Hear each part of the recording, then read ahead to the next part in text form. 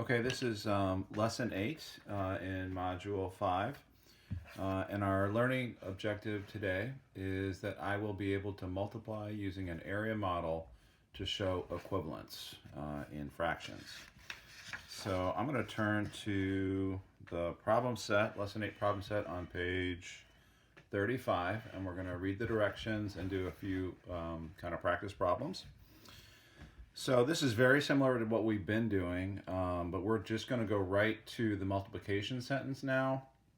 And then some of the problems on the next page, we're actually not even going to draw the area model. We're just going to show an equivalent fraction using multiplication. But let's start with number 1. It says each rectangle represents one whole. The shaded fractions have been decomposed into smaller units. Express the equivalent fractions in a number sentence using multiplication. The first one has been done for you. So for these first 4, you'll notice we have an area model and it's already been decomposed, meaning that there are some horizontal lines drawn across to make smaller fractional units.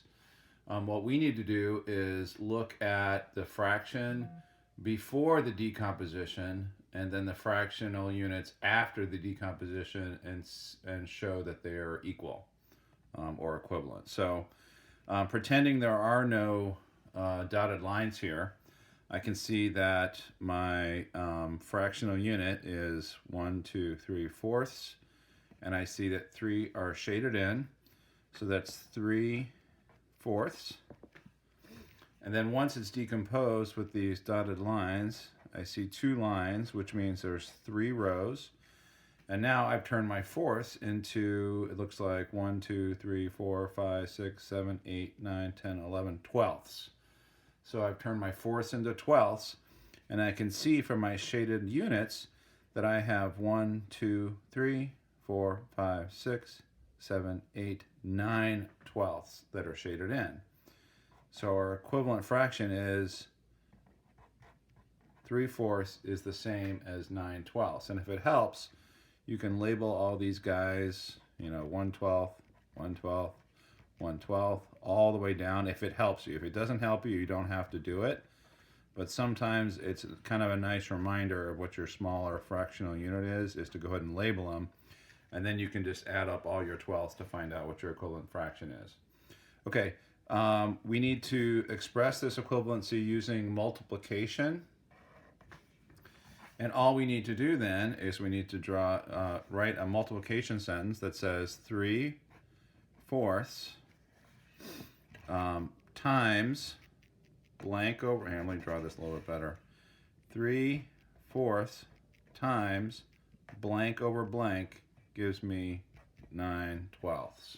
Okay, and I can tell that since I drew 2 lines, or they drew 2 lines, we multiplied my fourths times 3 to get twelfths, right? Or in other words, 4 times blank gives me 12, while 4 times 3 gives me 12 on the bottom. That's my denominator. And then 3 times blank gives me 9 on my numerator. Well, my 3 fractional units that were shaded in my 3 fourths were also divided into 3. So then we got ninths. So 3 times 3 gives me 9. Okay, this is what you're multiplying your original fraction by to get your new equivalent fraction. Okay, now let's go ahead and do C here as another practice problem. So I'm pretending my dotted line is not there. This has already been decomposed for us. So I'm pretending my dotted line is not there. I'm looking at my original fraction, and I see that it's 1, 2, 3, 4, 5. This is fifths, and I see that 4 of those, 1, 2, 3, 4 fifths are shaded. So my original fraction is 4 fifths, and then they decomposed it by drawing a line, one line, meaning I'm going to get double the amount of fractional units, and I'll just check. So my fifths became 1, 2, 3, 4, 5, 6, 7, 8, 9, 10 tenths. So I have tenths now, so I'm going to go ahead and label my mini units. Tenths. And again, you do not have to do this, but if it helps you, go ahead and label them. And now I can count out my tenths to figure out how many is the same as 4/5. Well, 1, 2, 3, 4, 5, 6, 7, 8. 8 tenths are the same as 4/5. And as a multiplication sentence, well, that's pretty easy. 4/5 times blank over blank gives me 8/10. 4 times 2 gives me 8. 5 times 2 gives me 10. 4/5 times 2/2 gives me 8/10. Okay, let's do one of the problems down here on number 2. It says decompose the shaded fractions into smaller units as given below. Express the equivalent fractions in a number sentence using multiplication. So this is basically the same thing as we did up here, except now we have to do the decomposition ourselves. So this, let's do B. It says decompose into 15ths. Okay, well, I'm going to look at my area model, and it looks like I have originally 1, 2, 3, 4, 5 fifths, and I can see that I have 1, 2, 3 fifths shaded, so that's, and I wish they gave us more room here, but we're just going to call that 3/5. Okay, now I got to make that into 15ths. Well, I know that as soon as I draw one line, okay, that's now tenths.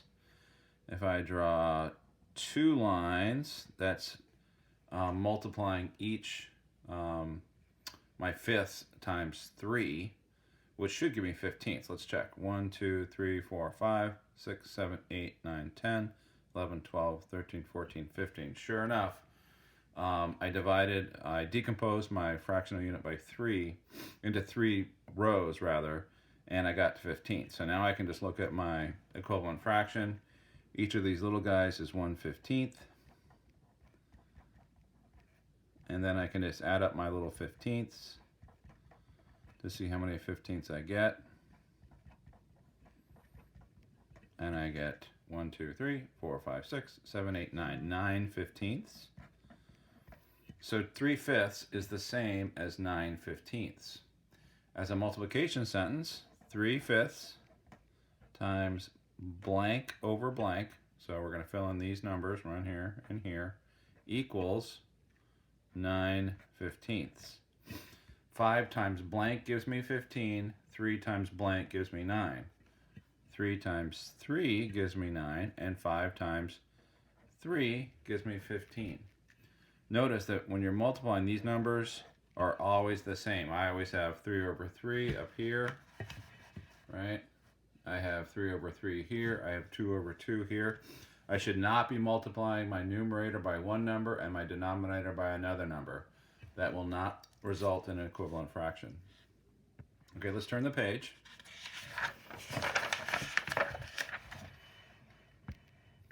And this is number 3 is asking us to draw area models to prove that the following number sentences are true. Okay, let's do A as an example. It says 2/5 equals 4/10. Okay, so I'm going to draw an area model starting with 2/5. 4 lines give me fifths. I'll check 1, 2, 3, 4, 5. Yep, those are my fifths. Now I got to draw 2 of those, so I'm going to shade in 2. There's my 2/5. Now I got to prove that that's the same as 4/10. So I got to turn my fifths into tenths. So I know I can decompose it by drawing one line across, doubling my fractional units. So now my fifths become tenths, and I can label these if I want. 1/10, 1/10, 1/10, 1/10. Now I just proved that 2/5 is the same as 1, 2, 3, 4/10. So that's all we really need to do for those.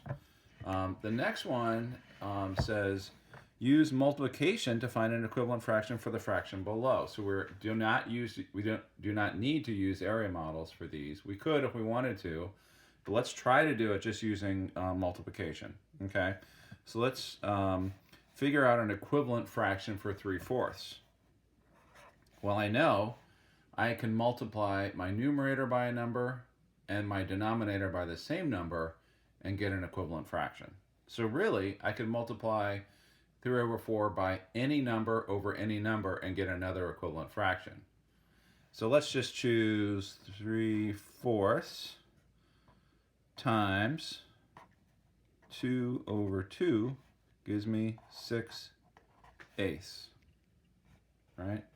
I could also do 3/4 times, pick any number, let's say 3/3, gives me 9/12, right?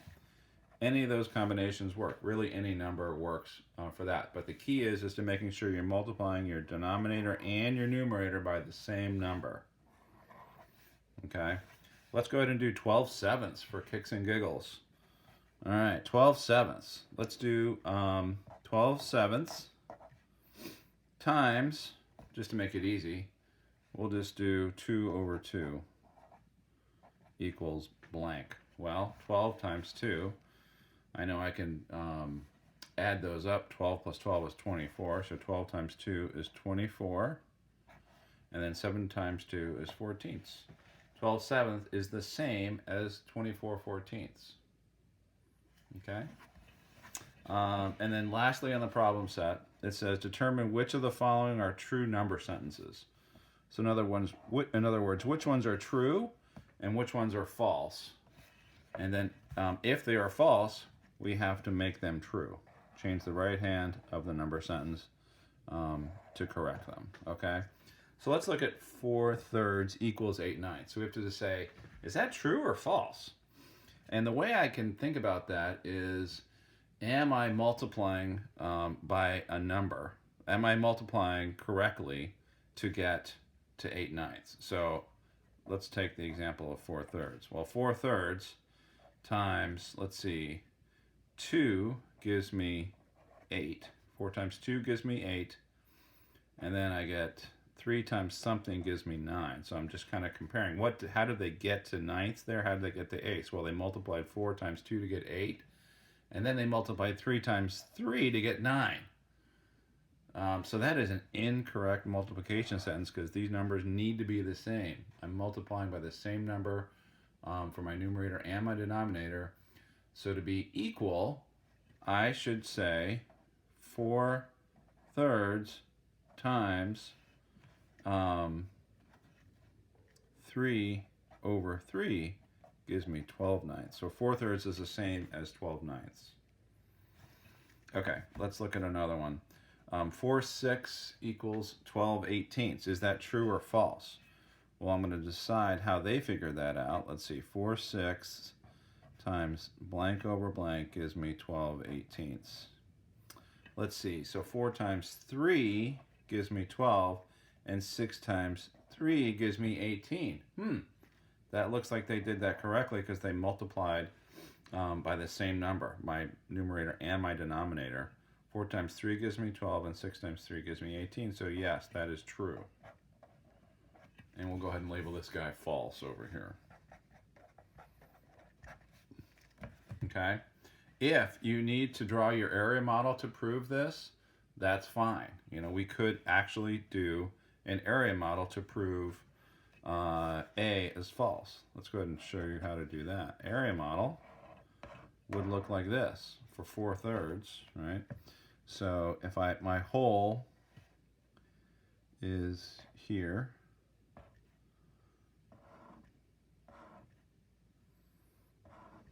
one, two, three, 4. This is my 4/3, right? So this is my whole, and then here's my 4/3, right? Times 2 would give me this, right? But then I'd have to also divide my thirds into 3, which doesn't make sense on an area model. So that cannot be true, right? You can't even draw that. Okay, let's move on. Actually, that's it.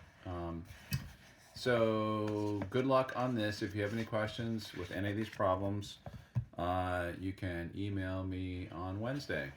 Thank you.